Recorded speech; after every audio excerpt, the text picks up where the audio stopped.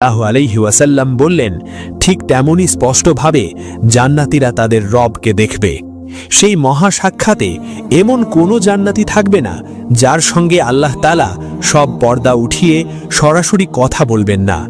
এরপর মহান আল্লাহ তাআলা উপস্থিত জান্নাতীদের মধ্য থেকে একটি বান্দাকে সম্বোধন করবেন।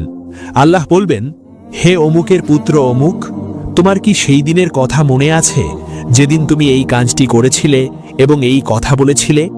এই প্রশ্ন শুনে সেই বান্দা নিজের অপরাধ স্বীকার করবে। তখন সে বলবে, হে আমার প্রভু, আপনি কি সেই পাপের জন্য আমাকে ক্ষমা করে দেননি? তখন আল্লাহ তাআলা বলবেন যে, নিশ্চয়ই আমি তোমার সব গুনাহ ক্ষমা করে দিয়েছি, আর সেই ক্ষমার কারণেই আজ তুমি এই মর্যাদায় পৌঁছেছ। এরপর হঠাৎ করে এক খণ্ড মেঘ এসে সকল জান্নাতীকে ঢেকে দেবে। সেই মেঘ থেকে এমন এক সুগন্ধ ছড়িয়ে পড়বে।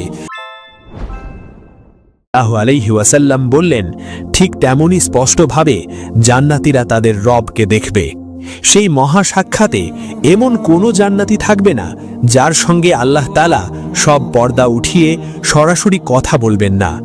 এরপর মহান আল্লাহ তাআলা উপস্থিত জান্নাতীদের মধ্য থেকে একটি বান্দাকে সম্বোধন করবেন। আল্লাহ বলবেন, হে অমুকের পুত্র অমুক, তোমার কি সেই দিনের কথা মনে আছে যেদিন তুমি এই কাজটি করেছিলে এবং এই কথা বলেছিলে? এই প্রশ্ন শুনে সেই বান্দা নিজের অপরাধ স্বীকার করবে।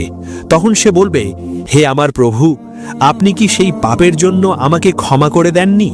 তখন আল্লাহ তাআলা বলবেন যে, নিশ্চয়ই আমি তোমার সব গুনাহ ক্ষমা করে দিয়েছি, আর সেই ক্ষমার কারণেই আজ তুমি এই মর্যাদায় পৌঁছেছ। এরপর হঠাৎ করে এক খণ্ড মেঘ এসে সকল জান্নাতীকে ঢেকে দেবে। সেই মেঘ থেকে এমন এক সুগন্ধ ছড়িয়ে পড়বে